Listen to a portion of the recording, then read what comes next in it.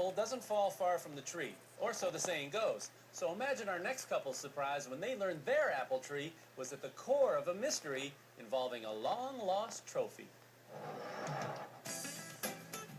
This gnarly old apple tree looked like it had seen better days. Oh, you can actually stick your arm all the way through it, and it's an apple tree that still produces fruit to this day. But this tree was key to a mystery that was about to unravel inside a house Doug and Nancy Bryan bought less than a year ago. We were curious about its history. And the history of the well-kept house that came with the old apple tree.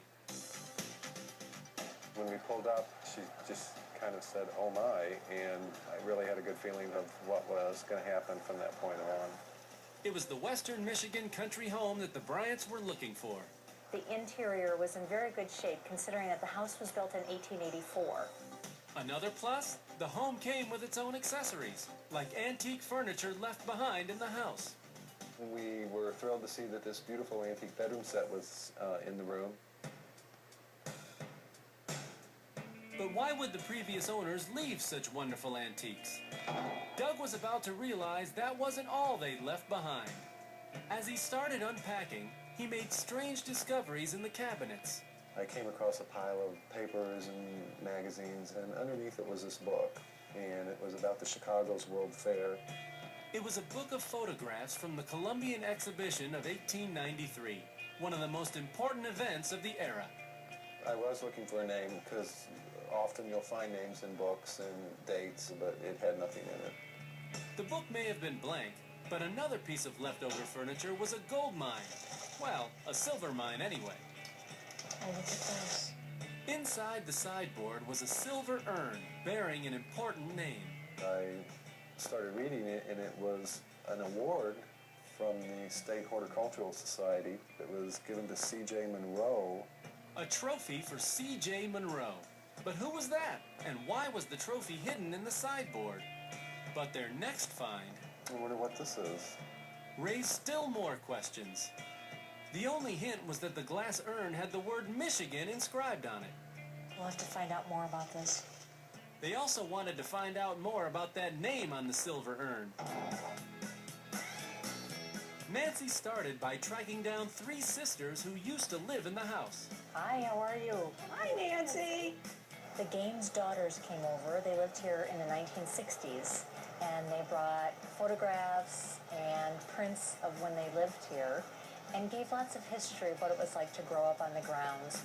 And that's how the Bryants began to piece together their home's prize-winning history. They learned C.J. Monroe built the house with his wife Hattie and 5 kids. And that fine bedroom furniture, it had been his. It is original to the house.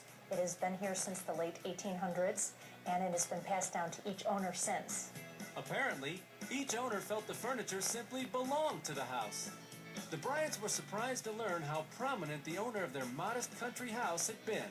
He was the Secretary of Agriculture for Michigan, and he was also a state senator. He also was the president and CEO of the town bank. The World's Fair book proved that C.J.'s influence extended beyond Michigan's borders. That was given to him because he was on the board of the Chicago World's Trade Planning Committee as a gift or a memento of his efforts towards the fair.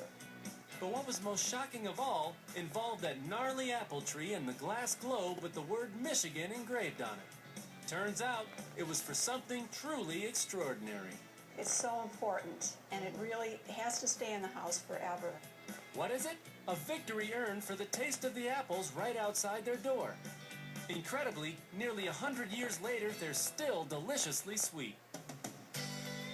Doug and Nancy say their roots here grow deeper each time they learn a little bit more about their home's sweet past. When we found the house, it was just a house. But I think once we moved in and started doing some digging into the history of it, we feel closer to the house. I feel a very strong attachment to this house, and I really never want to leave it.